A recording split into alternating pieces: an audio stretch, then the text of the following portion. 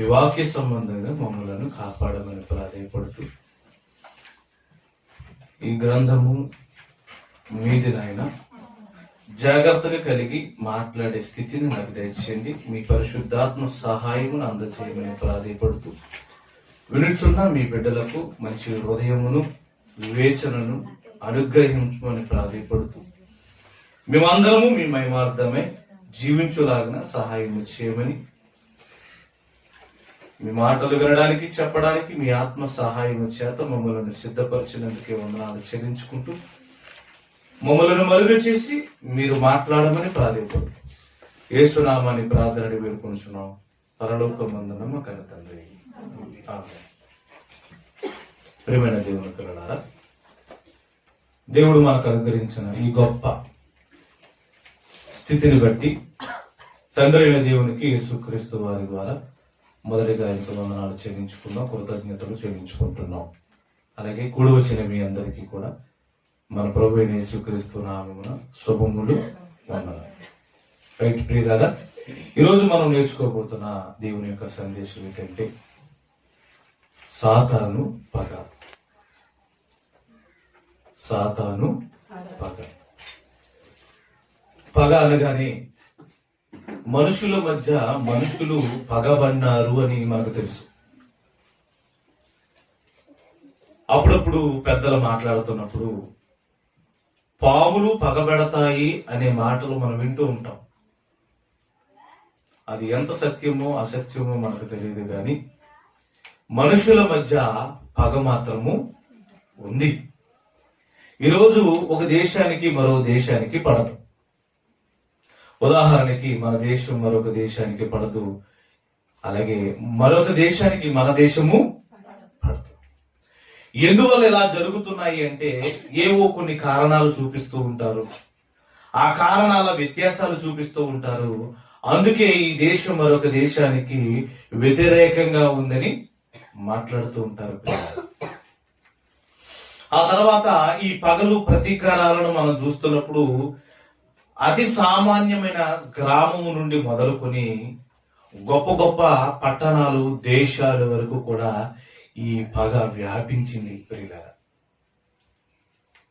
ఎక్కడో ఉండవలసిన ఈ పగ ఈరోజు మనుషుల మధ్య చాలా ఘోరాతి ఘోరంగా మానవ హృదయాలలోనికి చొచ్చుకుపోయింది. ప్రియులారా, ఈ పగ ప్రతీకారాలతో లేని మనిషి ఎవరైనా ఈ భూమి మీద ఉన్నారా అంటే లేరని చెప్పాలి.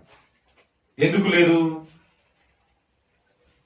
మనిషి ఆహారం తినకపోయినా ఉండగలడేమో గాని పగ ప్రతీకారాలతో మాత్రం లేకుండా ఉండలేకపోతున్నాడు. ఈరోజు 2 రోజులు భోజనం లేకపోయినా, నివాసం లేకపోయినా, మరొకటి లేకపోయినా ఉండగలడేమో గాని పగ లేకుండా ఉండలేరు. ప్రేమైన వాళ్ళ కొన్ని ప్రాంతాలను మనం దర్శిస్తున్నప్పుడు ఇప్పుడు తాత ముత్తాతల కాలంలో ఎవరి మీద ఎవరో కోపపడ్డారని ఆ పగలు ప్రతీకారాలు తీర్చుకుంటూ ఇప్పటికీ కొన్ని ప్రాంతాలు భయంకరమైన పరిస్థితిలోకి వెళ్ళిపోయే ప్రియులారా. దీనికి కొన్ని చరిత్రలని పేరు పెట్టి ఆ మధ్య కాలంలో సినిమాలు కూడా వచ్చాయి. రక్త చరిత్ర అని. ఎందుకయ్యా ఇదంతా రక్త చరిత్ర అయిందంటే ఎప్పుడో కొంతమంది దీనిని ప్రారంభించారు. ఈ చరిత్రను మనుషుల మధ్య ఇంత రక్తం చిందించవలసిన అవసరత ఏర్పడింది. ఎందుకు అంటే గత కాలంలో కొన్ని నిర్ణయాలు ఒక్కొక్కరికి మధ్య వ్యత్యాసపూరితమైన ఆలోచనలు కలిగించి వాటిని ప్రేరేపించి చివరికి ఈ రోజు కల్లోలాలుగా మార్చింది అని సమాజం చెబుతుంది. ప్రేమైన వాళ్ళ వాటిని చరిత్రగా ఈ రోజు సమాజంలోనికి సినిమాల రూపంలో తీసుకొస్తున్నారు. వారి జీవితాలని మనం టచ్ చేస్తున్నప్పుడు మనకు అర్థమవుతుంది ఇంత ఘోరానికి తీసుకువెళుతుందా అని అర్థమవుతుంది. ప్రియులారా, ఆలోచించండి. మనం అందరం కూడా ఇక్కడ ఉన్నాం కదా, మనలో కూడా పగలు ఉన్నాయా? ప్రతి మనిషి మరొక మనిషి మీద ఎందుకో తెలియదు కానీ పగబట్టాలనే ఆలోచన కలిగి ఉన్నాడు. ప్రియులారా, లోకంలో ఒక సామెత మనకి కనబడుతూ ఉంటుంది. మనిషి పగబడితే మంచిది కాదన్నట్టుగా కూడా ఉంటుంది. ప్రియులారా, పాము తలలో విషం ఉంటదట, కానీ నరులలో నిలువెల్లా అమ్మో, మనిషి నిలువెల్లా విషముగా మారిపోయాడంటే ఎంత ప్రమాదం చెప్పండి ప్రియులారా. పామును చూడగానే మనం భయపడతా ఉంటాం, అమ్మో ఇది కరుస్తుందేమో, దాని విషము మనలోనికి వస్తుందేమో. కానీ పాము కన్నా భయంకరంగా మనిషి ఈరోజు మారిపోయిపోయాడు కదా. వాడు ఎందుకు నిలువెల్లా విషయంగా మారిపోయాడంటే వాడిలో పగలు ప్రతీకారాలు ఎన్నెన్నో తన దేహంలోనికి చొచ్చుకుపోయాయి. ప్రేమైన వల్ల మనం పుట్టినప్పుడు ఎలా ఉన్నామంటే ఇవేమి మనకు తెలియదు. మనకు తెలుసా? చిన్న బిడ్డలను మనం దగ్గరికి వెళుతున్నప్పుడు వాడికి కోపం ఏంటో పగ ఏంటో అస్సలు ఏమీ తెలియదండి.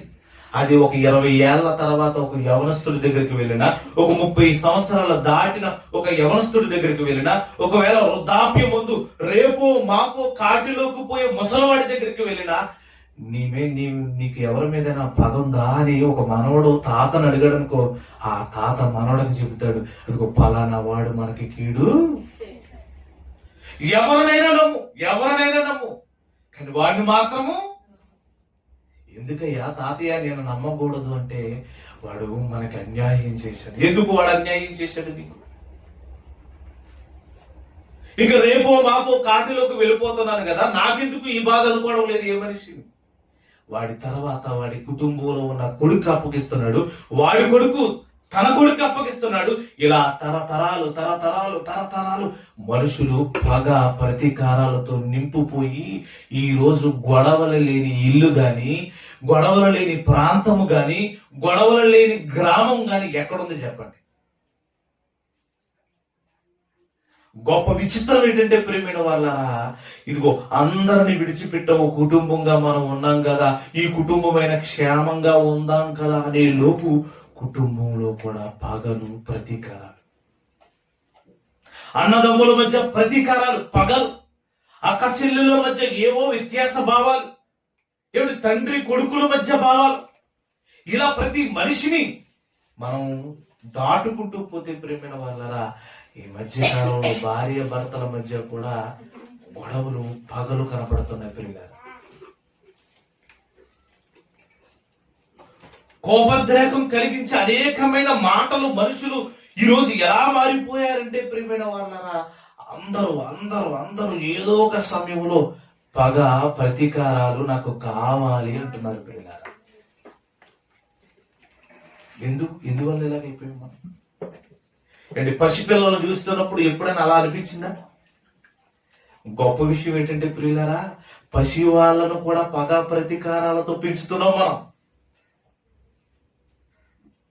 మనకి అంటుకున్న ఈ జాడ్యం లేకపోతే జబ్బు ఏదైతే ఉందో, లేదా ఈ నీచమైన బుద్ధి మనకి ఏదైతే ఉందో, మన పిల్లలకు కూడా మనం నేర్పిస్తున్నాం. ప్రేమ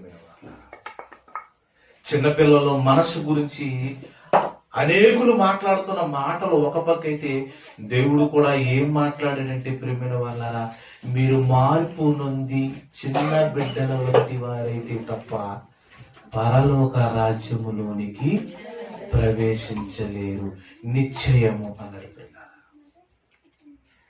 నిశ్చయముగా మీరు చిన్న బిడ్డల వలె మీరు మారు మనస్సు పొందకపోతే, లేకపోతే వారి వలె మీరు మారకపోతే పరలోకం కూడా మీకు రాదు అన్నాడంటే, ఇప్పుడు చిన్న బిడ్డలకు ఉన్న ఆ ఉన్నతమైన స్థితి ఇంత ఎదుగో మనకు ఎందుకు లేదు చెప్పండి పిల్లలు. మరలా మనం ఏమంటామంటే, చిన్న పిల్లలు సరిగా ఎదగలేదనుకోండి, వీడు ఎదగలేదు అని మాట్లాడుతూ ఉంటాం. కానీ వాడేమంటాడంటే, నీ బుద్ధిలో ముందు ఎదుగు అంటాడు. పిల్లలు ఎవరు? ఒక చిన్నవాడు మనకు ప్రశ్నిస్తూ ఉంటాడు, నేను ఎదగలేదని నువ్వు అంటున్నావు, అసలు నువ్వు నాకన్నా జ్ఞానంలో తక్కువగా నువ్వు ఉన్నావు. నిజమే ప్రియమైన వాళ్ళ, పిల్లలో ఉన్న ప్రేమ పెద్దల్లో ఉంటుందా? అప్పుడే ఏదో అనుకుంటారు, వెంటనే కలిసిపోతారు, చక్కగా ఆడుకుంటారు. ఈ రోజు కుటుంబాలలో గొడవలు ఉంటాయి, అలాగా తరతరాలు వాటికి ఆనకట్ట వేయడానికి ప్రభు అయిన యేసుక్రీస్తు ఈ లోకానికి వచ్చినా ఎందుకో చాలా మంది అలా లేకపోతున్నారు. ఎందుకు ఈ మనుషులు ఇలాగ అయిపోయారని మనం ఆలోచన చేస్తే, ఇది మనుషులు చేసే తప్పు కాదు ప్రేమైన వాళ్ళ, ఇది మనుషులు చేసే తప్పు కాదు. ఈ మనుషులను పగ పన్నే వారిగా మార్చడానికి ఒక అదృశ్య శక్తి లోకంలో తిరుగుతుంది. ఈ అదృశ్య శక్తి ఎందువల్ల ఈ లోకంలోనికి వచ్చింది అంటే ప్రేమైన వాళ్ళరా, ఇదిగో మానవ సమాజాన్ని పాడు చేయడానికి వచ్చింది లోకానికి. ఆయన కోపడ్డాడు, నేను కోపడ్డాను, భర్త కోపడింది, భార్య కోపడింది.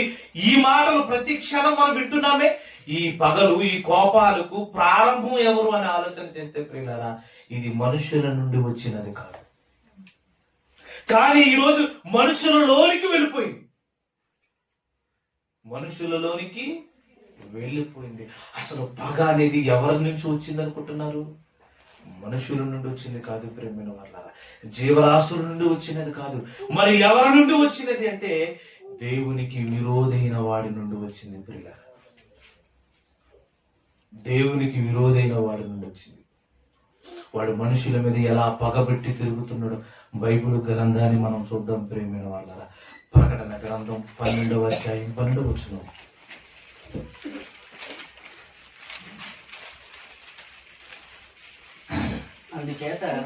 అందుచేత పరలోక నివాసులారా ఉత్సాహం చేసుకోండి. భూమి సముద్రమా నీకు శ్రమ. అపవాది బ్రాకెట్ లో రాస్తున్నాడు, ఏమని రాస్తున్నాడు చూడండి. సాతాను అన్నాడు చూడండి. తనకు సమయం కొంచెమే అని తెలుసుకుందట. ఆ సమయం ఎప్పుడైతే కొద్దుకుందని తెలుసుకుందో బహు క్రోధము కలిగిన వాడే మీ యొద్దకు దిగి వచ్చి ఉన్నాడు. మీ యొద్దకు దిగి వచ్చాడు. ఎవరు వచ్చారు? సాతానుడు వచ్చాడు. ఎందుకు వచ్చాడు? భూమి మీద ఉన్న మనుషులను శ్రమల పాలు చేయడానికి వచ్చాడు. అతడు మన మీద శ్రమల పాలు చేయడానికి అతనికి మనకున్న వైరం ఏంటి? వైరం ఏంటండి? ఇద్దరి మధ్య గొడవలు ఉన్నాయనుకోండి, ఏదో ఒక వైరం కనపడుతూ ఉంటుంది. స్థలాల మధ్య, ఆస్తుల మధ్య, మాటల మధ్య ఏదో కనపడుతూ ఉంటది. కానీ సాతానుడు మన మీద పగబట్టడానికి లేదా మన మీద బహు క్రోధము కలిగిన వాడే ఉండుటకు అతడికి మనకి మధ్య ఉన్న ఆ వ్యత్యాసం లేదా ఆ వ్యతిరేకత ఏంటి? ఎప్పుడైనా ఆలోచిస్తున్నామా? చెప్పండి ప్రియులారా.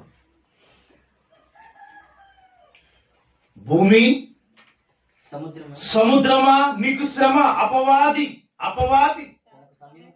తనకి సమయము కొంచెమే అని తెలుసుకుని, మామూలు కోపం కాదట, బహు క్రోధము కలిగిన వాడే మన మధ్యకు వచ్చేసాడంటే ప్రేమైన వాడు. మన మధ్యకు వచ్చాడు. మనకు మధ్య ఉన్నాడన్న సంగతి దేవుడు చెప్తున్నాడు.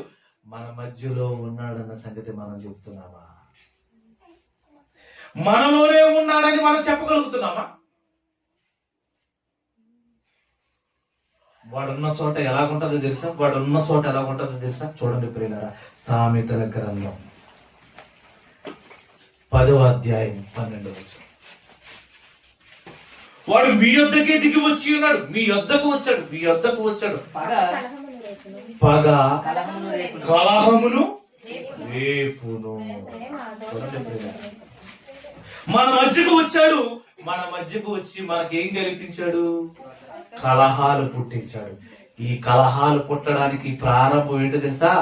పగ అన్నాడు. చాలా మంది మనుషులు మాట్లాడుతూ ఉంటారు, నేను చనిపోయినా సరే నీ మీద కోపం నాకు తగ్గదు. ఎందుకు తగ్గదు? నువ్వు తగ్గించుకుందామని ఇది తగ్గించడం. ఎవరు? నువ్వు తగ్గించుకుందాం అనుకుంటావు, నువ్వు మార్పు చెందుదాం అనుకుంటావు. ఇలాంటి బ్రతుకు ఎంతకాలం బ్రతికాను కదా, ఇప్పుడైనా మారదాం కదా, నా జీవితాన్ని, గత జీవితాన్ని అసహించుకుని ఇప్పటికైనా మారదాం కదా అని నువ్వు అనుకుంటావు. అనుకున్న వాడు ఏం చేస్తాడో తెలుసా? కొద్ది కాలం నిన్ను అలా నిలబెడతాడు, మరలా వాడు ఊరిలోకి ఉంటాడు. ఎందుకు మానవ జాతి మీద వాడికి ఇంత పగ ప్రతీకారాలు పెంచుకున్నాడు అనే సంగతి ఏ మనుషుడు తెలుసుకోకుండా చచ్చిపోతాం. అసలు మీ మధ్య లేదా మన మధ్య ఈ గొడవలు, ఈ యొక్క కోపాలు, ఈ యొక్క పగలు ఎందుకు వ్యాపించాయని ఏ మనుషుడైనా ఒకసారి కూర్చొని మాట్లాడడం లేదు ప్రియులారా. ఒకసారి కూర్చొని దీని గురించి ఏంటి, దేవుడు ఏం చెబుతున్నాడు మనం తెలుసుకోవాలి. తెలుసుకోకపోతే మనకు చాలా ప్రమాదం. ప్రమాదం కదా? వైద్యులు చెప్తున్న సూచనలు పట్టించుకోకపోతే ప్రమాదమా కదా? ఈ తల్లిదండ్రులు చెబుతున్న జాగ్రత్తలు పాటించకపోతే ప్రమాదమా కదా? మరి దేవుడు చెబుతుంటే అది తెలుసుకోకపోతే ఎంత ప్రమాదం అండి మనకి. మా నాన్న మాట వింటానంటారు, మా తల్లి మాట వింటానంటారు, ఆఖరికి అన్నాదమ్ములు చుట్టుపక్కల ఉన్న వారి మాట వింటానంటారు, కానీ దేవుడు మాట ఎందుకో వినరండి. ఆయన అన్యాయస్తుడు కాదు అని బైబిల్ ఘంటాపదంగా చెబుతుంటే మనం ఇంకా ఆయన ఏదో అన్యాయం చేశాడు అనుకున్నట్టుగా మనం మాట్లాడుకుంటూ ఉంటాం. ఆలోచించండి ప్రియుల, సాతానుడు పగబట్టాడట ఈ మనుషుల మీద. పగ మీకు విషయం తెలుసా ప్రియుల? కడుపులో పుట్టబోయే బిడ్డ మీద కూడా వాడికి పగ. ఎంత భయంకరం అండి! కడుపులో పుట్టబోయే వాడి మీద పగ వాడికి. అవును, వాడికి ఎంత పగ తెలుసా ప్రియులారా? నిర్గమాకాండం చూడండి ప్రియులారా. నిర్గమాకాండం 1వ అధ్యాయం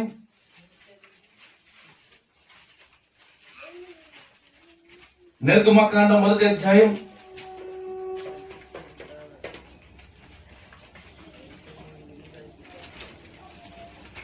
15వ వచనాన్ని చూడండి ప్రియులారా.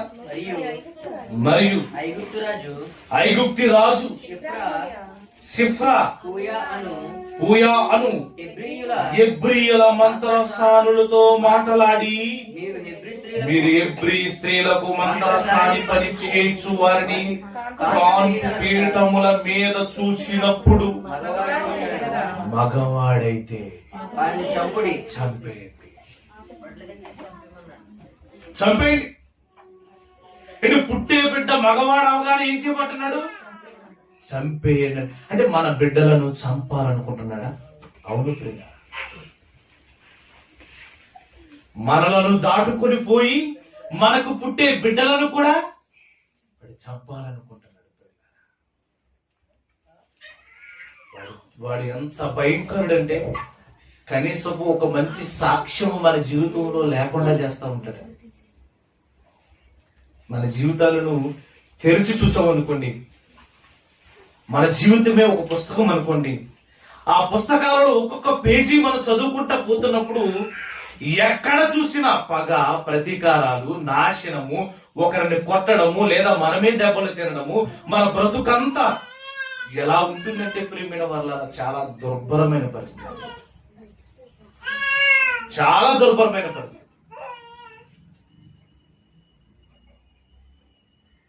చిన్న బిడ్డని మగబిడ్డ పుట్టగానే ఏమంటున్నాడు సాతానుడు? చంపే అంటున్నాడు. ఎందుకు చంపేయమంటున్నాడు? మీకు విషయం తెలుసా? ఇక్కడ కూర్చున్న చెబుతున్న నా మీద కూడా వాడికి పగ ఉంది. ఎందుకు ఆ పగ? వాడు ఎందుకు పగబెట్టాడు తెలుసా ప్రియులారా? హెబ్రీయులకు రాసిన పత్రిక 2వ అధ్యాయం 5వ వచనాన్ని చదవండి ప్రియులారా. హెబ్రీయులకు రాసిన పత్రిక 2వ అధ్యాయం 5వ వచనాన్ని చూడండి ప్రియులారా. మనము మాటలాడుచున్న ఆ రాబోవు లోకమును ఆయన సాతానుడికి ఇవ్వనన్నాడట.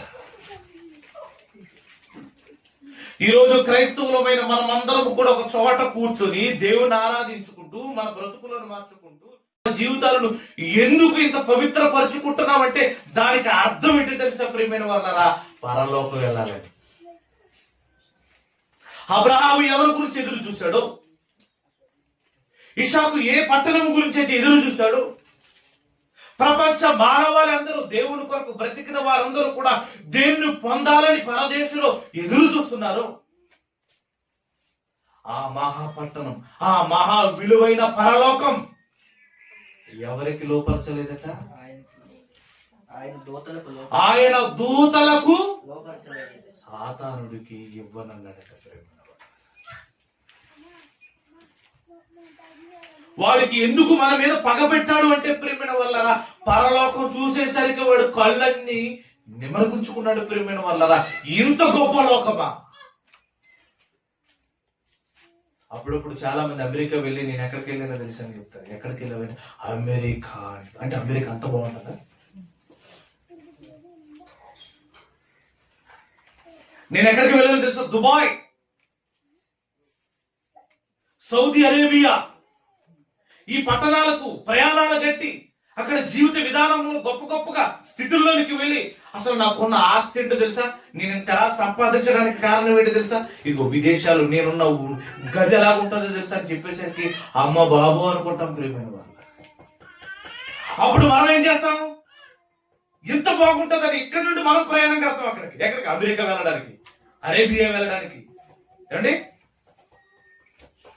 ఇక అందమైన దేశాలు ఎక్కడైతే ఉన్నాయో అక్కడికి బయలుదేరుతూ ఉంటాం. ఎందుకు బయలుదేరుతూ ఉంటే అక్కడ అందంగా ఉన్నాయి కాబట్టి.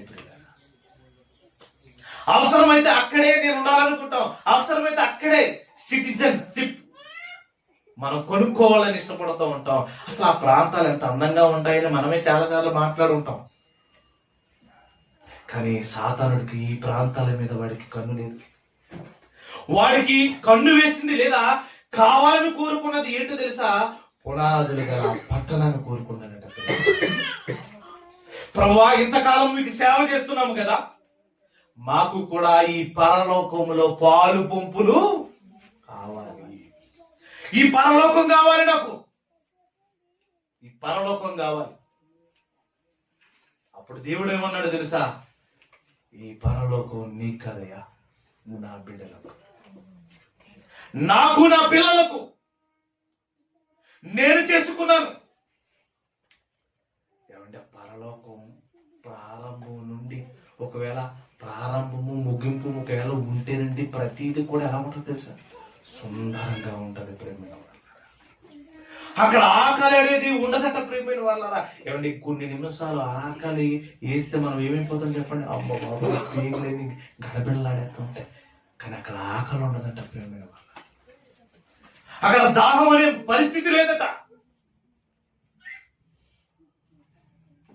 ఒక ఉదయం నుండి సాయంత్రం వరకు ఒకవేళ మంచినీళ్ళు తాగకుండా ఉంటే, బాబు నా ప్రాణాలు పోయేలా ఉన్నాయి, కొన్ని నీళ్ళు ఇవ్వని అడుగుతాం ఈ లోకంలో. కానీ ఆ లోకంలో నీళ్లతో అవసరం ఏముంది? ఆహారంతో ఏ అవసరం? నిత్య జీవ సంబంధమైన లోకం అది. ఆ లోకాన్ని చూశాడు. ఈ లోకం నాకు కావాలనుకున్నాడు. వెంటనే దేవుడు అన్నాడు, నీకు ఇవ్వను అన్నాడు. ఇది నీకు కాదు, మరి ఎవరికయ్యా? మరి ఎవరికి?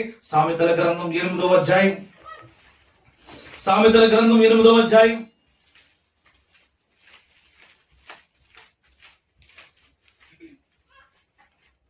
సామెతల గ్రంథం 8వ అధ్యాయం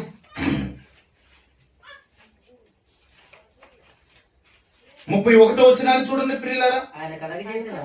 30 నుంచి చదవండి, బాగుంటుంది. నేను ఆయన యొద్ద ప్రధాన శిల్పునై అనుదినము సంతోషించుచు. యేసుక్రీస్తు వారు మాట్లాడుతున్నారు. నేను పరలోకంలో ఎలా ఉన్నాను తెలుసా? ప్రధానమైన వాడను. కలిగి ఉన్నది ఏది నేను లేకుండా కలగలేదు. నేను ప్రధాన శిల్పిని. సంతోషించుచు. ఆ కార్యక్రమాలు జరుగుతున్నప్పుడు, ఆ లోకం ప్రారంభింపబడుతున్నప్పుడు, ఆ లోకాన్ని కలిగిస్తున్నప్పుడు అనుదినము యేసుక్రీస్తు వారు సంతోషపడుతున్నాడట. ఇంకేమైనా రాశాడు చూడండి. నిత్యము ఆయన సన్నిధిని ఆనందించుచున్నాను. ఆయన కలగజేసిన పరలోకమును బట్టి సంతోషించుచు. నరులను చూసి, మనలను చూసి ఆనందపడుతున్నాడట. అక్కడ ఇంత గొప్ప పరలోకం నాతోను దేవదూతలతోనూ ఈ కార్యనిర్వాహం అంతా జరిగించి, ఈ పరలోకాన్ని ఎవరి గురించి చేశావు తండ్రి అని అడిగితే, ఇదిగో నరులు రాబోతున్నాడు అన్నట్టు. ఆ నరులను ఆలోచించేసరికి యేసుక్రీస్తుకి ఏమనిపించిందో తెలుసా? అబ్బా, ఇది నరులు పొందబోతున్నారా? నరులు పొందబోతున్నారా? నరులు పొందబోతున్నాడా? చూడండి ఎంత చక్కగా రాశాడు. చదవండి ప్రియులారా 31. ఆయన కలగజేసిన పరలోకమును పరలోకములో సంతోషించుచు నరులను చూచి ఎందుకు ఆనందం కలిగింది? మనమేమో ఇక్కడ ఇప్పుడు భూమి కోసం కొట్లాడతాం. ఏమండి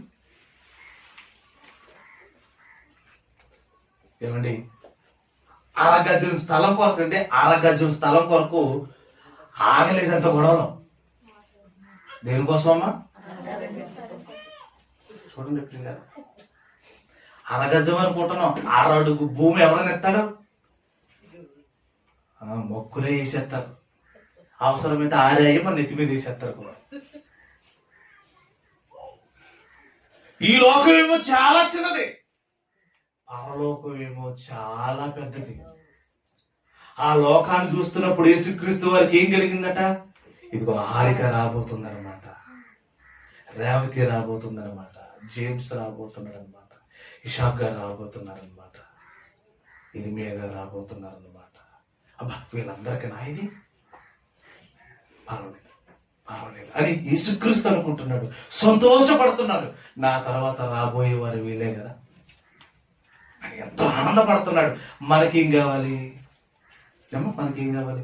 గుప్పుడు మట్టి కావాలి. ఎందుకు కావాలి? చచ్చే ముందు మనం వేరేయాలి కదా, అంతేనమ్మా. వాడు చూశాడు పరలోకం, కానీ మనము చూడలేదు. చూసిన తర్వాత వాడు కళ్ళన్నీ దాని మీదే పరలోకం పరలోకం పరలోకం పరలోకం. మనకు కూడా అదే నేర్పించాడు. America America America, Dubai Dubai Dubai అంటున్నావా? పరలోకం అన్న వాళ్ళు ఎవరు లేరు. ఒకవేళ నువ్వు పరలోకం అంటావేమోనని ఈ లోకంలో ఉన్న వాటిని అన్నిటిని మనకు చూపిస్తున్నాడు. పరలోకం మీద మాత్రం వాడికి నిఘా వేసుకున్నాడు. పిల్లరా, ఆ పరలోకాన్ని దేవుడట వారికి లోపరచలేదు అన్నాడా? లోపరచడా? మనం మాట్లాడుకుంటున్న ఆ పరలోకమును దేవుడు దూతలకు లోపరచలేదు, ఇవ్వనన్నాడు. నాకు దక్కని లోకం వీళ్ళక.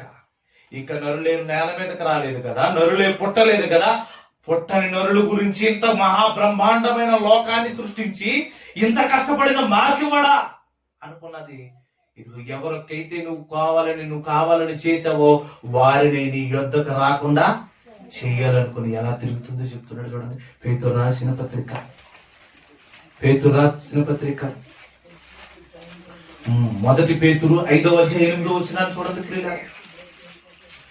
సాతాను పగ ఇప్పటిది కాదు, నిర్బలమైన బుద్ధి కలిగిన వారే మెలకువగా ఉండడి. మీ విరోధి వాడు నాకు విరోధి కాదు. సాతానుడు దేవునికి విరోధి కాదు. ఎవరికి విరోధి? మనుషులమైన మనకు విరోధి. వాడు పక్షులకు విరోధి కాదు, వృక్షాలకు విరోధి కాదు, ఈ ప్రకృతిలో దేనికి విరోధి కాదు. వాడు మనిషికి విరోధి. వాడు మీ విరోధి అయినా అపవాది బ్రాకెట్ లో సాతాను గర్జించు సింహం వలె ఎవరిని మృంగుదమా అని వెతుకుతూ ప్రతి ఇంటికి తిరిగాడట. ప్రియుల, ఎవడు దొరుకుతాడు నాకు అనుకూలమైన వాడు? ఎవడు దొరుకుతాడు నాకు అనుకూలమైన వాడని తిరుగుతుంటే దేవుని జ్ఞానం లేని ప్రతి వాళ్ళు మనమే కదా. మనకి దేవుని జ్ఞానం ఉందండి, ఖాళీగా ఉన్నాం మనం. ఎవరైనా వెళ్ళిపోవచ్చు. కొన్ని ఇళ్ళలు ఉంటాయి ప్రియమైన వాళ్ళరా, ఎవరు ఎందుకు వస్తున్నారో ఎందుకు పోతున్నారో అయిన ఉండదు. ఈరోజు మన మానవ హృదయం కూడా ఎలా మారిపోయింది తెలుసా? ఎలాంటి చెడు తలుపులు వస్తున్నాయో మనకి తెలియడం లేదు. ఇప్పుడు వస్తున్నాయో మనకి తెలియడం లేదు.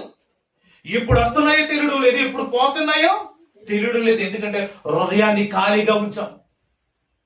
హృదయాన్ని ఎలా ఉంచామమ్మా? ఖాళీగా ఉంది. ఎవరు నాకు అవకాశం ఇస్తాడు అని తిరుగుతున్నాడట ప్రేమైన వాళ్ళ.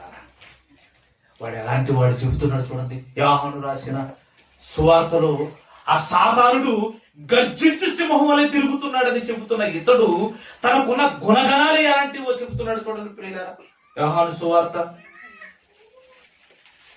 8వ అధ్యాయం 44వ వచనాన్ని చూడండి ప్రియులారా. మీరు మీ తండ్రి యగు అపవాది సంబంధులు. యేసుక్రీస్తు వారు ఎంత బలమైన మాట ప్రయోగించాడు తెలుసా? మీరు మీ తండ్రి యగు అపవాది. మీరు ఎలా మారిపోయారు తెలుసా? మీరు దేవుని పిల్లలుగా లేరట. అంటే కొన్ని కుటుంబాలు చూస్తున్నప్పుడు ఎలా ఉంటుంది తెలుసా? వీళ్ళు నిజంగా క్రైస్తవులేనా అనిపిస్తుంది. వీళ్ళు నిజంగా క్రైస్తవులేనా? వాళ్ళ మాట తీరు, వాళ్ళ నడిచే విధానం, వాళ్ళు అవలంబిస్తున్న పద్ధతులు ఇవన్నీ చూస్తున్నప్పుడు వీళ్ళ క్రైస్తవులు ఏంటండి అనిపిస్తుంది ప్రేమైన వాళ్ళ. అవునా? మీ తండ్రి యొక్క అపవాది సంబంధులు. నీకు అర్థం అయిపోవాలి. అలాంటి వాళ్ళని చూడగానే మనకు అర్థమైపోతూ ఉండాలి, వీళ్ళ మారు మనసు పొందే వాళ్ళు కాదు. వీళ్ళు ఎలాంటి వాళ్ళు అంటే అపవాది సంబంధులు. మీ తండ్రి యొక్క అపవాది సంబంధులు. నీకు వాడితో ఎందుకు సంబంధం లింక్ అయిందో తెలుసా? ఇక్కడ చెప్తున్నాడు, వాడికి ఉన్నది దురాశ, నీకు నేర్పాడు ఆ దురాశ. నీకేం నేర్పాడు? దురాశ. ఈరోజు మనిషికి పుట్టిన దురాశలేంటో తెలుసా ప్రేమైన వాళ్ళరా? దురాశలేంటో తెలుసా ప్రేమైన వాళ్ళరా? ఏదో ప్రకృతిలో ఉన్న వాటిని తిని బ్రతకవలసిన మనిషి ఈ రోజు నరమాంస భక్షకుడై మనుషులని కొట్టికి చంపుకుంటున్న పరిస్థితి. దురాశ దురాశ దురాశ. నీలాంటి చేతులు కలిగిన వాడిని చంపాలనుకుంటున్నాడు ప్రేమైన వాళ్ళరా. నీలాంటి దేహం కలిగిన వాడిని కొట్టాలనుకుంటున్నాడు ప్రేమైన వాళ్ళరా. నీలాంటి దేహం కలిగిన వాడిని హింసించాలనుకుంటున్నాడు ప్రేమైన వాళ్ళరా. హృదయాన్ని గాయపరచాలనుకుంటున్నాడు, మనోచింతన కలిగించాలనుకుంటున్నాడు. అసలు వీడికంటూ ఒక బ్రతుకు లేకుండా చేయాలని అనుకుంటున్నాడు ప్రేమైన వాళ్ళ. నీ తండ్రి యొక్క అపవాది దురాశ అంటున్నాడు. చూడండి, నీలో కూడా దురాశలు ఉన్నాయంటే అర్థం ఏంటో తెలుసా? వాడు నీలోనికి వచ్చాడని అర్థం. ఇంకా ఏమంటున్నాడు చూడండి, ఆది నుండి పరలోకానికి దక్కించుకోలేదన్న ఆలోచన కలిగినప్పటి నుండి నరహంతకుడు నరుల మీద పగబెట్టాడు. ఏ నరులకైతే పరలోకం ఇవ్వాలని దేవుడు అనుకున్నాడో ఆ నరులను చంపాలనుకున్నాడు. నువ్వు ఒక మనిషిని మరో మనిషి కొడుతున్నాడంటే అర్థం ఏంటి తెలుసా? వీడిని ప్రేరేపించిన వాడు. ఎవడు వాడు? నరులను చంపాలనుకున్నవాడు ఉన్నాడు కదా, నరహంతకుడుగా సాతానుడు. ప్రేమైన వాళ్ళ, ఈ రోజు దేశాల మధ్య గొడవలు ఎందుకో తెలుసా? వాడి పెట్టినవి ప్రేమైన వాళ్ళు. చచ్చేటప్పుడు ఎవడో పట్టుకెళ్ళడు, కానీ బ్రతుకున్నంత కాలం కొట్టుకుంటారండి. బ్రతుకున్నంత కాలం వారికి పరలోకం కావాలన్న ఆలోచన చెడ్డది. అలాగే పక్క వాడిది కావాలనుకోవడం కూడా చెడ్డది ప్రేమైన వాళ్ళ. ఇంకేమంటున్నాడు చూడండి, ఆది నుండి వాడు నరహంతకుడు, నరులను చంపాలని చూసేవాడు, వాడి మీద పగబెట్టాడు వాడు. వాడిలో ఏమీ లేదంటే ప్రేమైన వాళ్ళ, సత్య సంబంధి కాదు, దేవునికి విరోధంగా. వాడిలో ఏముండదట? సత్యం ఉండదట. చెప్పండి ప్రియులారా, కూర్చున్నాం మనం అందరం కూర్చున్నాం, మనం అందరం ఉన్నాం. చెప్పండి, మన హృదయంలో సత్యము ఉన్నదా? నిజం మాట్లాడండి. మనం ఎవరికో చెప్పడం కాదు, మనలో మనకుందా? ముందు మనలో మనకుందా?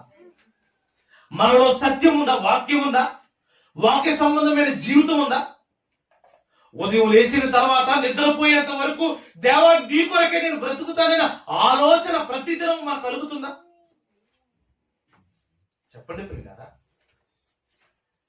ఈ కొద్దిసేపు మాటలు విన్న తర్వాత మరలా సాతానుడు మనలోనికి ప్రవేశించి ఎలాంటి ఆలోచనలు కలిగిస్తారో తెలిసే ప్రియులారా. చూడండి, యోహాను సువార్త 13:2 వచనాన్ని చూడండి ప్రియులారా.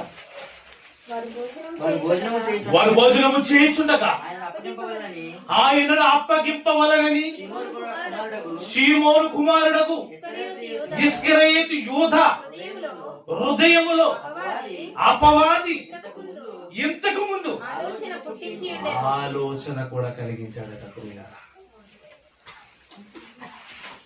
యేసుక్రీస్తుతో ఉంటున్నాను, చాలా మహిమలైతే నేను చేయగలిగాను, ఇలా కాదు, నేను గొప్పవాడిని అయిపోవాలనుకున్నాడు. యేసుక్రీస్తుని అమ్మేస్తే ఎలా ఉంటది అని సాతానుడు ప్రేరణకు లొంగిపోయాడు. అంతకు ముందే సాతానుడు హృదయములో ఆలోచన పుట్టించాడు. చూడండి ప్రియులారా, మంచి వారిని బ్రతకనివ్వడం వాడికి ఇష్టం ఉండదు. యేసుక్రీస్తు లాంటి వాడి మీదే పగబట్టి ఇస్కరియోతు యోధాని ప్రేరేపించి అమ్మేయ్ అన్నాడు. ప్రేమైన వాళ్ళారా, నీ జీవితం కాదు కదా, నీ బ్రతుకు కాదు కదా, పాకోడు ఏమైపోతే నీకేంటి? అప్పుడప్పుడు మీరు వింటూనే ఉంటారు ప్రేమైన వాళ్ళారా, దుబాయ్కి కొంతమందిని స్త్రీలను అమ్మేసిన వైనం. ఒక ఆవిడ ఫేస్బుక్ లో మాట్లాడుతుంది, ఇదిగో నన్ను అమ్మేశారట, నన్ను ఇక్కడ చిత్ర నిమిషాలు పెడుతున్నారు, నన్ను ఆదుకోండి, నన్ను ఆదుకోండి, నన్ను ఆదుకోండి. ఎందుకంటుంది చెప్పండి. యేసుక్రీస్తును అమ్మేద్దామనే ఆలోచన సాతానుడు పుట్టించాడు. ఇగో ఈ నీతిమంతుడు ఉంటే కుదరదు, ఈ నీతిమంతుడు ఉంటే కుదరదు. చాలా మంది మారిపోతారు. చాలా మంది మారిపోకుండా ఉండాలంటే ఇతని చరిత్రను మరొక రకంగా రాయాలని ఆడ ఆలోచన పుట్టించాడు. పగబెట్టాడు యేసుక్రీస్తు మీద. ఎందుకు? యేసుక్రీస్తు పరలోకం వెళితే అందరూ వెళ్ళిపోయే అవకాశం ఉంటుంది కనుక. హృదయములో ఆలోచించండి ప్రియులారా, మన హృదయములో ఎవడి వలన ఆలోచనలు కలుగుతున్నాయి? వాక్య సంబంధమైన ఆలోచన, వాక్యానికి విరుద్ధమైన ఆలోచన.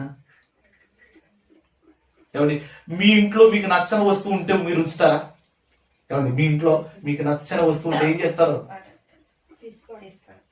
తీసి పారేస్తారు, ఇసిరేస్తారు. ఎలా ఇసురుతారో తెలుసా? మనసంతా కూడా ఇలాంటిది నా ఇంట్లో ఉండకూడదని ఒక విధమైన విధానంతో పాడేస్తూ ఉంటారు. మరి ఇలాంటివి మీరు పాడేస్తున్నప్పుడు మరి సాతాను ఆలోచనలు ఎందుకు దాచుకుంటున్నాం? అమ్మో, ఈ ఆలోచన వచ్చిందంటే నా బ్రతుకును నాశనం చేస్తారు.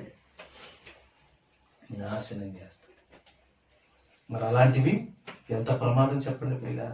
వాడి గర్జించు సింహం వలె ఎవరిని మృంగుదునా అని వెతుకుచు తిరుగుతున్నాడు. మనం దొరికేశాం ప్రియమైన వాళ్ళ. నేను మనం దొరకలేదు.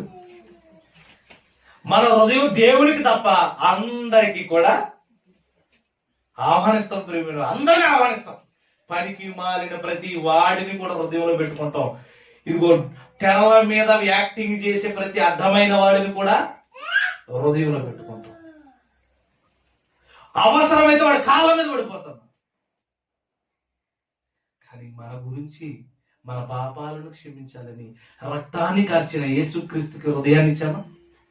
ఆయనేమో తలుపు దగ్గరకు వచ్చి కొడుతున్నాడట, తీయండి అంటే మనమేమంటాం? ఖాళీ లేదు, చేయి ఖాళీ లేదు.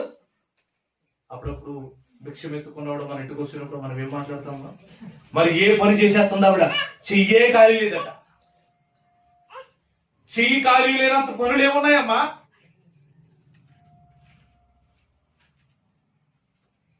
పట్టెడు అన్నం పెట్టలేవు నీ పరిస్థితికి. ఆలోచించండి ప్రియులారా. పగలు, ప్రతీకారాలు. మరో మాట చూడండి ప్రియులారా, యోహాను రాసిన మొదటి పత్రిక 3:8 చూడండి ప్రియులారా.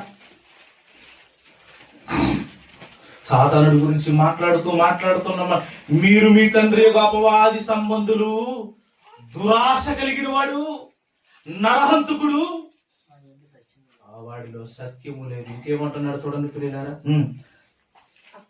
అపవాది సాతాను మొదటి నుండి పాపము చేస్తున్నాడు. ప్రియమైన వాళ్ళారా, పరలోకం దేవుడు ఎందుకు ఇవ్వనన్నాడంటే పాపపు ఆలోచనలతో ఉన్నాడు సాతాను. గనుక పాపము చేయువాడు అపవాది సంబంధి, అపవాది యొక్క క్రియలను లయపరచుటకే యేసుక్రీస్తు ఈ లోకంలోకి ఎందుకు వచ్చాడు అంటే సాతాను క్రియలను లయపరచడానికి. ఆయన ప్రత్యక్షమైనది అందుకే ప్రత్యక్షమయ్యాడు. మనం ఎందుకు అనుకుంటున్నాం?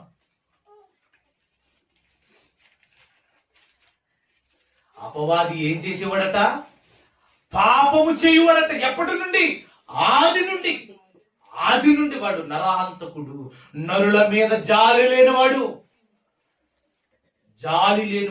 అందుకనే కొంతమందిని మరొకరు కొడుతుంటానండి, అసలు నేను జాలి ఉండాలనిపిస్తుంది ప్రియమైన వాళ్ళ. ఎందుకు? వాడికి జాలి లేదు. ఎందుకు లేదు? మనల్ని చంపుకున్నట్టుగా చేస్తా ఉంటాడు ప్రియులారా. మీరు ప్రారంభంలో హేబేలు కయ్యను జీవితాన్ని మనం ఎప్పుడు చదువుకుంటూనే ఉంటాం. ఎవరి తమ్ముడు ఏం చేశాడు, అన్నయ్య ఏం చేశాడు చెప్పండి. తమ్ముడు ఏం చేశాడు? జీవితాన్ని ఇచ్చిన దేవునికి లోబడి పరిపూర్ణమైన మనసుతో, పూర్ణ ఆత్మతోను, పూర్ణ సత్యముతోను, పూర్ణ వివేకముతోను నా తండ్రి నాకిచ్చాడు కనుక నా తండ్రిని గణపరుచుకోవాలని తొలుచూలు పుట్టిన వాటిలో క్రొవ్విన వాటిని తీసుకుని వెళ్ళి దేవునికి బలియాగం చేసుకున్నాడు. ప్రేమైన వాళ్ళరా, దేవుడు చూస్తున్నాడు, మంచి ఏరుతున్నాడు, నాకే తెస్తున్నాడు. వాడు తినాలని ఆలోచించుకోవచ్చు, కానీ వాడు నాకు మంచిది ఇవ్వాలనుకుంటున్నాడని ఎంత ఆనందపడి ఉంటాడు చెప్పండి ప్రియులారా. అప్పుడప్పుడు నీ భోజనానికి మనం వెళ్తున్నప్పుడు మంచివన్నీ పెట్టి చక్కగా ఎదురుకుండా ప్లేట్ తీసుకొని వచ్చాడు అనుకో, ఏమన్నా మనకి ఏమనిపిస్తుంది చెప్పండి ప్రియులారా? నేనంటే ఎంత ప్రేమ అనుకుంటావు ప్రేమని వాళ్ళ. దేవుడు కూడా హేబేలును చూస్తున్నప్పుడు ఏమనిపించింది తెలుసు? నేను ఎంత ప్రేమ, నేనంటే ఎంత ప్రేమ, నేనేం చేశాను వాడికి, నేనేం చేయలేదు, నన్ను ఎంతగా ప్రేమించాడంటే అనేసి ఆయనకి ఏమనిపించిందంటే హేబేలును అతని అర్పణను ఇష్టమైపోయిందంట ప్రేమైన వాళ్ళ. కయ్యను దగ్గరికి వచ్చాడు. ఏమన్నా అమ్మా అన్న అంటున్నారు. దేవుడు నాకు ఇచ్చాడు కదా నా ఆలోచనలు తక్కువ, ఏదో ఇద్దాంలే, నా తమ్ముడు ఇచ్చాడు కదా నేను ఇవ్వకపోతే మా మాట కింద ఏముంటది అనుకుంటున్నాడు. దేవుడి దగ్గరికి వచ్చేటప్పుడు ఆయనకి పరిపూర్ణమైన మనసు కావాలి, వివేకము కావాలి, నిర్దోషమైన బుద్ధి కావాలి. ఇలాంటివన్నీ వాటికి వాడు దూరంగా ఉన్నాడు. దూరంగా ఉండి అర్పణ అయితే తెచ్చేశాడు, దేవుడి దగ్గర పెట్టేశాడు. దేవుడేమో తిరస్కరించాడు. నీదొద్దే నాకు, అసలు నువ్వే వద్దు నాకు. ఎందుకంటే నీ మనసు బాగలేదు, నీ ఆలోచన బాగలేదు, నీ పరిస్థితి బాగోలేదు. నీకు పరలోకం ఇవ్వాలని నేననుకుంటే సాతాను ప్రేరణకు లోబడి కనీసపు ప్రేమ చూపించలేని నీ స్థితిని బట్టి నాకు నువ్వొద్దయ్యా అనుకున్నాడు ప్రియులారా. అయినా దేవుడు ఏమన్నాడు? తిరస్కరించాడు, వదిలేశాడు. అయితే ఏం చేశాడు తెలుసా ప్రియులారా? చూడండి 4వ అధ్యాయం, ఆదికాండం 4వ అధ్యాయంలో చూడండి ప్రియులారా. ఆదాము 4వ అధ్యాయం 6వ వచనాన్ని చదవండి ప్రియులారా. యెహోవా కయ్యనుతో నీకు కోపమేలా అంటున్నాడు. చూడండి ప్రియులారా, ఇచ్చిందే సరిగా ఇవ్వలేదు, మరలా దేవుని మీద నీకు కోపమేలా అని అడుగుతున్నాడు. నీ ముఖము ఎందుకు చిన్నబుచ్చుకున్నావు? నీవు సత్క్రియ చేసిన ఎడల నీవు తలెత్తుకున్నావా అని అడిగాడు. ప్రారంభ కుటుంబంలోనే వాడికి దిగాడు. ఎవరిని మృంగుదు మాని తిరుగుతున్నప్పుడు కయ్యను అనువుగా ఉన్నాడు. ప్రేమైన వాళ్ళరా, కయ్యను లోనికి ప్రవేశించాడు, సత్యానికి దూరం చేశాడు. వాడిలో పాపము ఉంది, కయ్యనులోనికి పాపాన్ని కూడా తెచ్చిపెట్టాడు. వాడు సత్యమందు నిలిచిన వాడు కాడు అన్నాడు. ప్రేమైన వాళ్ళరా, కయ్యను కూడా సత్క్రియలను ద్వేషించేశాడు. ప్రేమ సత్క్రియ చేసిన ఎడల నువ్వు తలెత్తుకున్నావా అని అడిగాడు. తలెత్తుకున్నావా? నీ ముఖము చిన్నబుచ్చుకున్నావేలా? నువ్వు సత్క్రియ చేస్తే తలెత్తుకుందువు కదా. ఎందుకయ్యా నువ్వు సత్క్రియలను ద్వేషించావు? ఈ రోజు మనం అందరం ద్వేషిస్తున్నది ఏంటో తెలుసా ప్రియులారా? సత్క్రియలు, వాక్య సంబంధమైన జీవితాన్ని. ఏమండి, చికెన్తో భోజనం తెచ్చారనుకోండి, దేవుడు వద్దంటే మానేస్తారా, తినేస్తారా? చెప్పాలి, మీరు చెప్పాలి.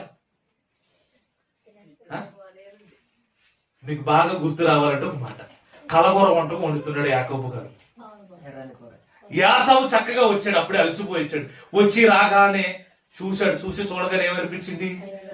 చూసి చూడంగానే నచ్చేసావి అన్నట్టుగా ఆ కూర చూసి నచ్చేసింది. ప్రేమైన వాళ్ళరా, నచ్చేగానే ఏం చేశాడు? ఇంకా ఆగలేకపోయాడు. అప్పుడు యాకోబు అడుగుతున్నాడు, అన్నా నీ జ్యేష్ఠత్వం నాకు ఇచ్చేస్తావా అన్నాడు. దేవుడిచ్చింది నాకెందుకులే, నువ్వు వండిందే నాకు కావాలన్నాడు. అన్నాడా? కానీ తిండి కాడ కూడా నువ్వు చాలా జాగ్రత్తగా ఆలోచించాలి నాయన. తిండి కాడ కూడా మనం ఆలోచిస్తాము, ముందు ఇది అవగొట్టండి, తర్వాత నీ మాటలు ముందు ఏదో అవగొట్టేవాలి. గిన్నె శుభ్రంగా గాలి చేసేస్తే కడుపులో పడిపోద్ది, ఆ తర్వాత దాని బాధ అది పడుతుంది, నీ బాధ ఒకటి. తినేసిన తర్వాత ఇంక ఎవరి మాట వినవు, ఏదో గోడారకపోతావు, శుభ్రంగా కునికేసేస్తావు. ఆ తర్వాత లేచిన తర్వాత చెప్తావు నేను మంచి ఆహారం తిన్నానంటావు, కానీ నీ దేవుని మాటలు ఏమైపోయినాయో అర్థం కాదు. దేవుడు చెప్తే మానేస్తామో చెప్పండి పిల్లలు? మానేవాలి. ఆ రోజు యాసావు కకృతి పడకపోతే జ్యేష్ఠత్వం ఎవరి దగ్గర ఉండేది చెప్పండి పిల్లలు? ఈరోజు సాతానుడు ఏం చేశాడు తెలుసా? సత్క్రియలలోనికి నిలబెట్టకుండా వాడు సత్యం ముందు నిలిచిన వాడు కాదు కాదు కాదు, వాడిలో సత్యము లేదు. కయ్యనులో లేకుండా చేశాడు. సత్యం లేకపోయినంత మాత్రాన వాడు ఊరుకున్నాడు చెప్పండి ప్రియులారా? ఒకరోజు పొలంలో మాట్లాడాలి తమ్ముడు అని పిలిచాడట. ఎవడి వీళ్ళు నక్క వినయాలు చూపిస్తారు సుమా. మనకి అపాయం చేసే వాళ్ళు ఎలా ఉంటారో తెలుసా? మనకి అపాయం కలిగించే వాళ్ళు ఎలా ఉంటారంటే నక్క వినయం చూపిస్తారు ప్రియమైన వాళ్ళరా. అంకితే బాగున్నాయి అంటాడట, అక్కపోతే సేదంటాడట ప్రియులారా. నక్కేమంటదట? అందరి ద్రాక్షాలు పుల్లన అంటదట ప్రియమైన వాళ్ళారా. అప్పుడప్పుడు మాట్లాడుతూ ఉంటారు పెద్దల సామెతలు మాట్లాడినప్పుడు. చూడండి ఎలా రాశారు చూడండి పిల్లలు. 8వ వచనం, కయ్యను తన తమ్ముడని హేబేలుతో మాట్లాడెను. వారు పొలములో ఉన్నప్పుడు, పొలంలో ఉన్నాడట, గొర్రెలు కాసుకున్నవాడు గొర్రెల దగ్గర ఉండాలి, కానీ పొలంలోకి వచ్చాడంటే అన్న పిలిచి ఉండాలి. పొలం పని చేసేవాళ్ళు ఎవరు? వ్యవసాయం చేసేది ఎవరు? కయ్యను. గొర్రెలు మేపేది ఎవరు? హేబేలు. ఒకవేళ పొలం దగ్గర గొర్రెలు మేపుతాడా? మేపడు. ఎందుకంటే అభయారణ్యం కావాలి, పచ్చిక కలిగిన చోట్లకు వెళ్ళిపోవాలి గొర్రెలతో.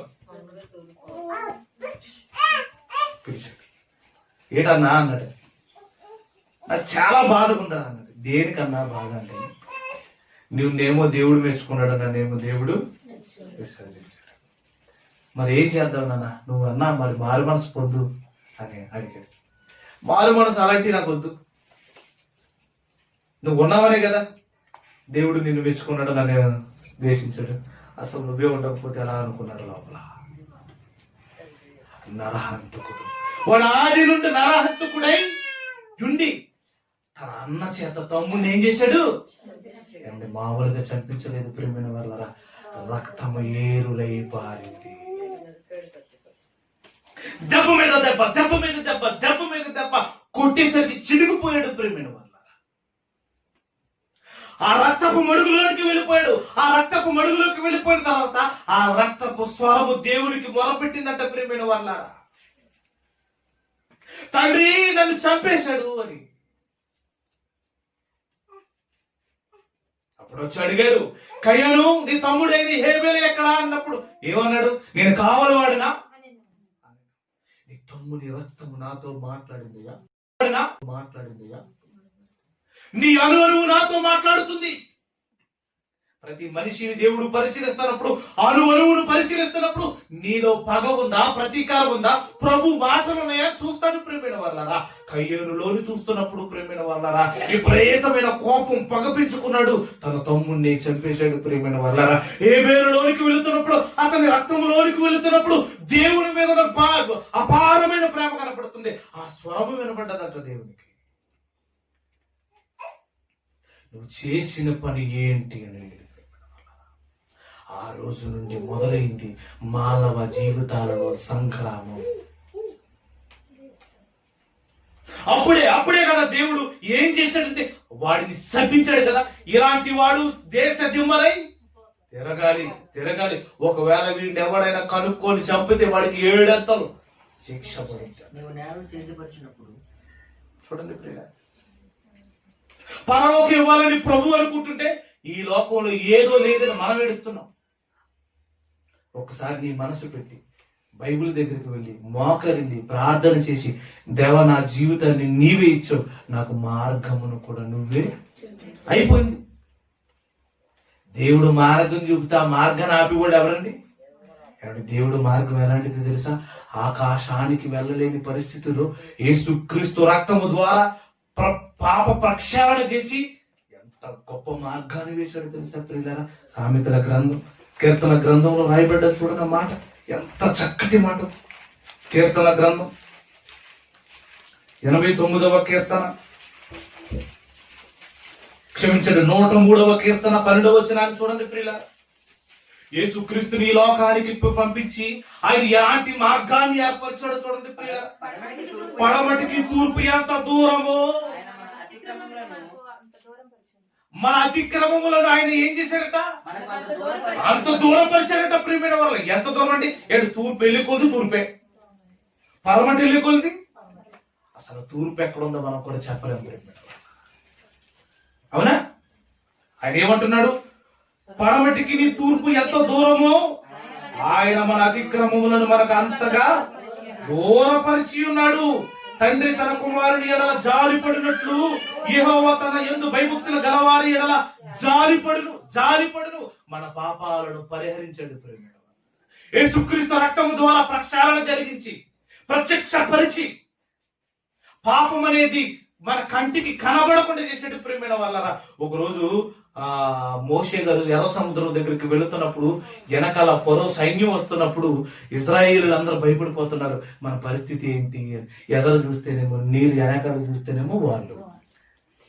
అప్పుడు మోషేతో దేవుడు ఏమన్నా, మోషే ఎందుకయ్యా నువ్వు ఆలోచిస్తున్నావు? ఒకసారి నీ కర్రపైకి ఎత్తి సముద్రం వైపు చూపించు అన్నాడు.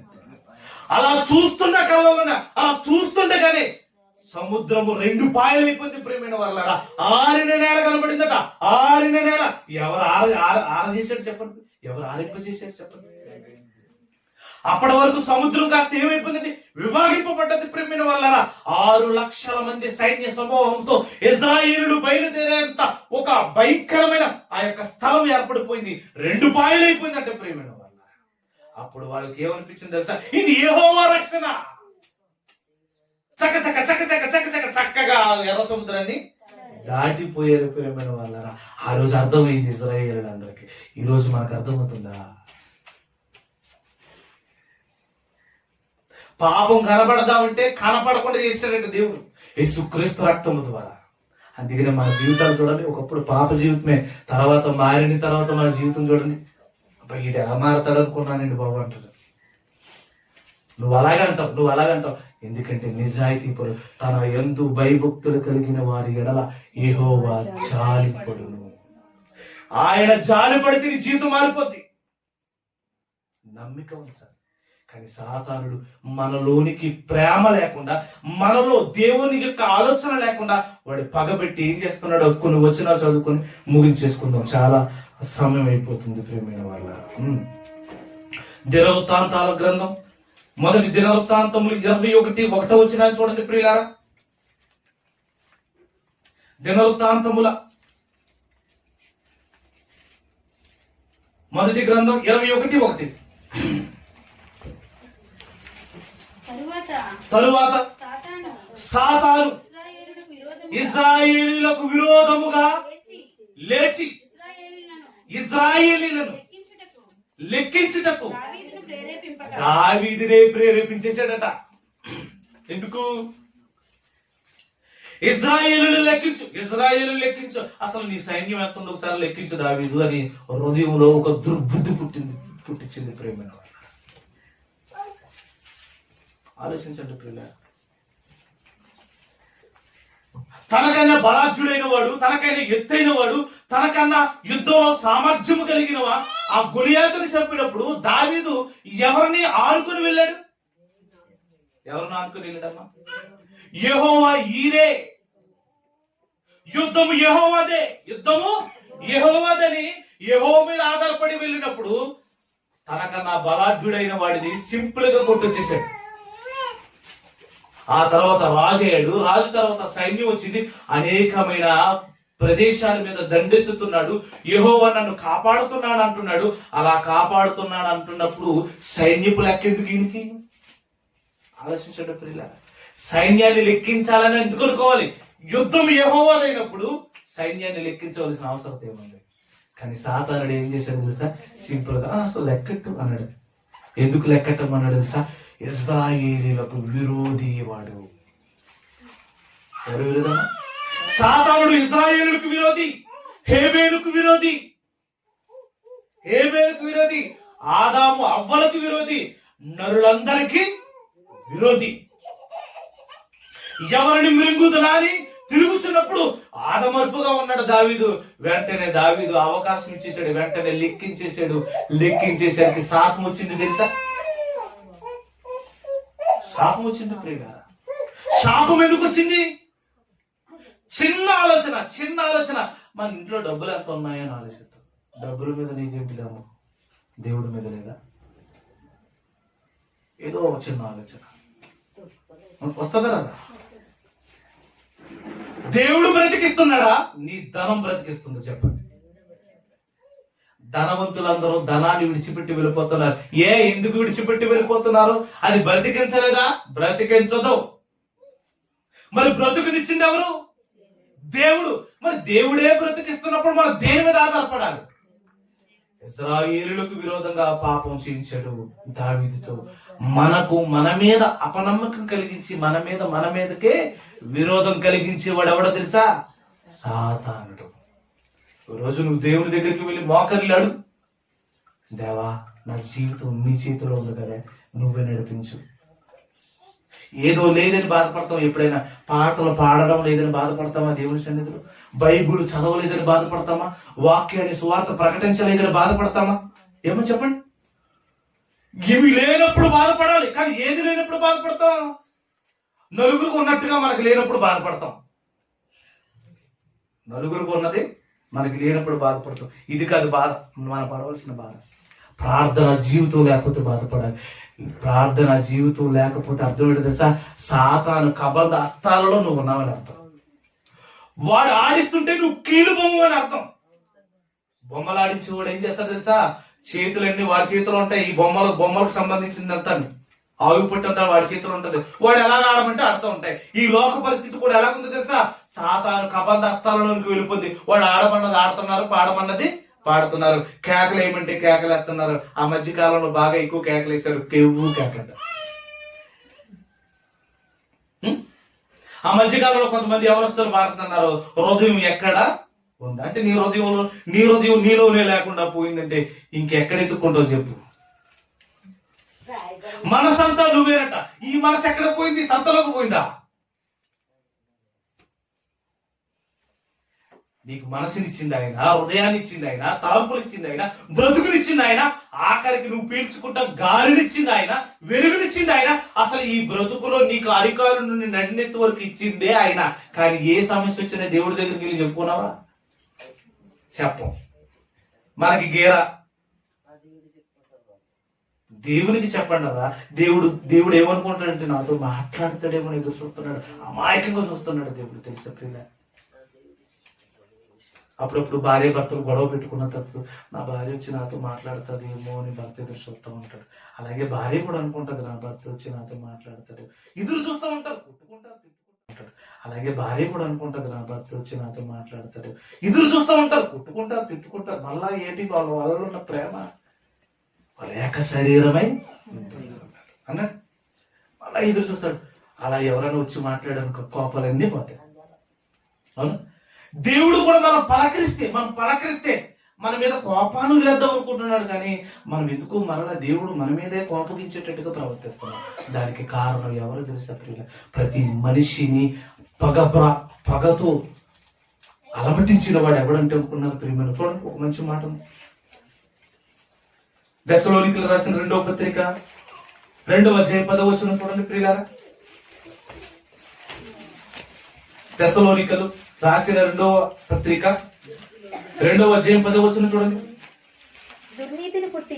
దుర్నీతిని పుట్టించు సమస్త మోసముతోను నశించుచున్న వారిలో సాతాను కనపరుచు బలము. సాతాను ఏం కనిపించాడట? సమస్త దుర్నీతిని పుట్టించు సమస్త మోసము. మొత్తం మోసమే. వాడు కొంతమంది జీవితాలు ఉంటాయండి, మోసంతోనే బతుకుతాడు, మోసంతోనే ఎదుగుతాడు, మోసంతోనే చచ్చిపోతాడు. అంతేనా? అంతేనా? కొంతమంది జీవితాలు ఉంటాయి, ఒకరిని చంపే బతుకుతాడు, వీడు ఆఖరికి చచ్చిపోతాడు.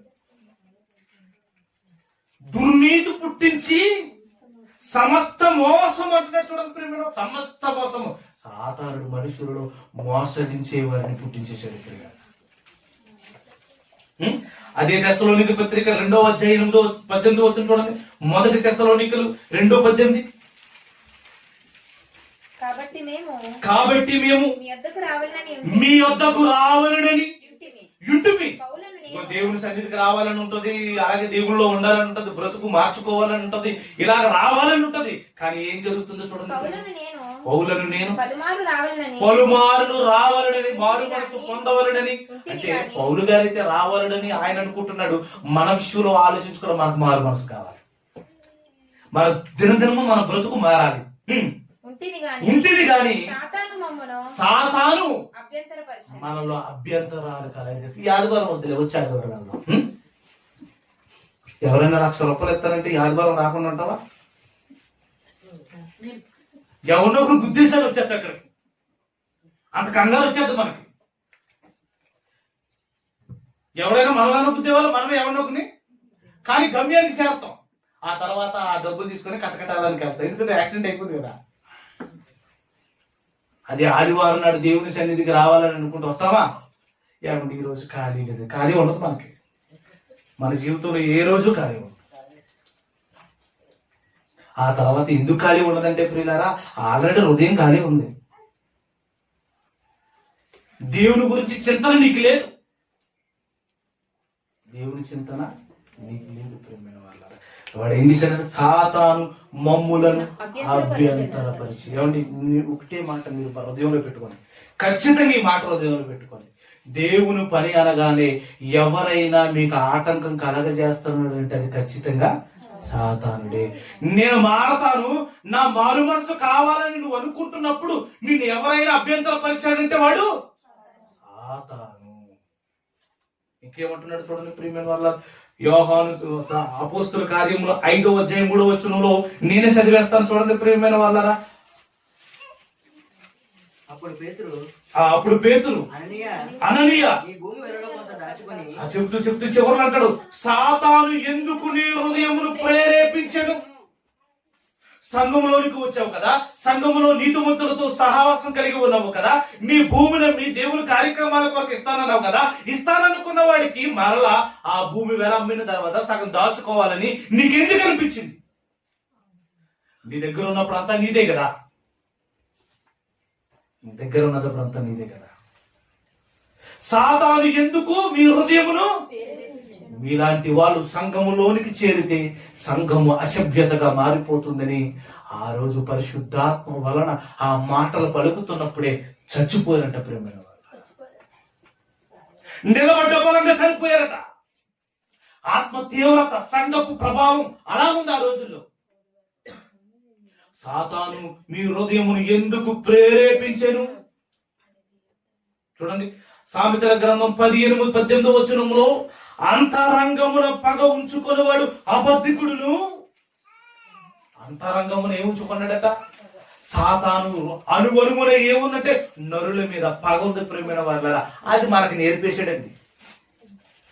మనకేదో వరాలు ఉన్నట్టుగా ఆ పగలు ప్రతీకారాలతో చక్కగా నడుస్తూ ఉంటాం, చక్కగా బ్రతికేస్తూ ఉంటాం. ఎదుటి వాడు బాగుపడితే వారవలేము, తింటే వారవలేము, కూర్చుంటే వారవలేము. ఏంటి మన బ్రతుకులు ఎలా అయిపోయి?